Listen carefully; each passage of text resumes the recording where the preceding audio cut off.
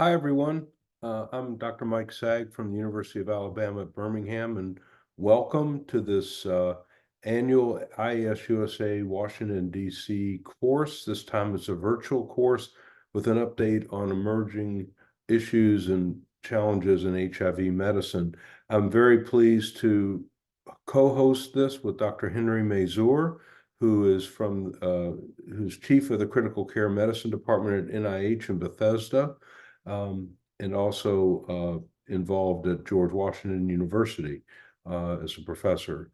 We welcome you to this really cutting-edge webinar. The topics, I think, are as good as they get as far as being cutting-edge and right on topic for a lot of things that have emerged in the last couple of months in terms of the science of HIV medicine, but also a lot of questions that have come up about substance use disorders, what's new in STI, how to use GLP-1 agonists, which we're now seeing a lot of besides just being bombarded on television with commercials.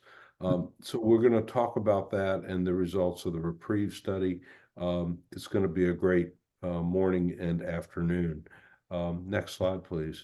So the IAS-USA is a not-for-profit 501c3 entity whose mission is to provide cutting-edge medical education to folks who provide care for people with HIV and other viral disease. It's the International Antiviral Society, USA. Excuse me. And these are some of the myriad of activities that a lot of which you recognize that the IAS-USA has become involved with, and I think always does in a remarkably high quality way.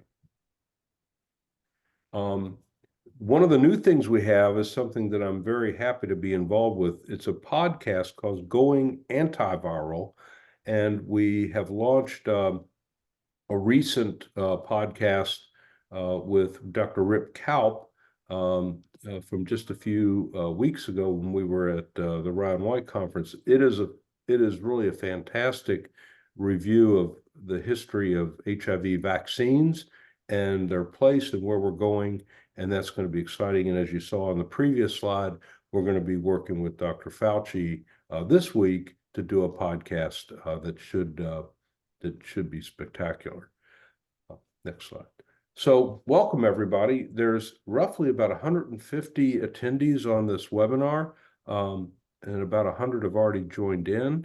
It's great to have you here. Folks are from all over the United States, but also Canada, India, Malawi, and Qatar. So the pre-activity questions, those questions that we asked you before the event, turns out that 19% of people passed. And that's okay. Don't feel badly if you didn't pass. It's not because you're uninformed overall. It's about new information that we're going to be covering in this webinar. And I'm pretty confident that when this is over, we'll be in the 90% pass rate because we're going to be covering precisely those topics that were questioned during the pre-conference activity. For CEME, there will be 4 AMA PRA Category 1 credits, but that also allows us to give credit for ABIM maintenance of certification, but also nursing contact hours, pharmacotherapy credit, and pharmacy contact hours, which includes a 0.375 CEU. This activity is made possible through unrestricted educational grants from these funders, and we're very grateful for them to provide their support. And the other part of the financial coverage is from IAS-USA itself. You will find financial relationships with what's called ineligible companies, which is a ACCME term. It doesn't shine any kind of negative light on the companies themselves. It just means that folks that have an interaction with a commercial entity need to declare this, and those financial relationships are in the modular e-syllabus book that's going to be provided by the speakers prior to each presentation. Now, to submit questions, it's really pretty easy. If you look at the bottom of your Zoom dashboard, you'll see something that obviously says Q&A. Just click that button, put in your question, and we will get to as many as we can at the end of each of the presentations. Please do not put your questions in a chat box. We have it set up for the Q&A, so please focus on the Q&A box when you want to submit a question. And also, as you did at the beginning of the session before we started, we have polling that will be launched. It just comes up as a window on your screen. It's pretty simple. Hit the answer that you'd like, and that will register for you. If there's more than one question, which I don't think there is from this point forward, you just scroll through it. But I think that was just on the initial one. So the presentation slides will be available after the course, so that if some of your colleagues want to see this, or you want to present some of the information you picked up from this, you are encouraged to do that, and those slides will be made available to you, and they're present in the modular e-syllabus book. There's a webinar series on substance use disorder. Dr. Rosenthal is going to give us an overview in general of substance use disorders and what to do about it. But as you know, the FDA and the DEA have now mandated that we have 6 contact hours. So IAS-USA is providing, as a free service, an entire module filled with important information about substance use disorder and its management, opioid use disorders, methamphetamine, etc.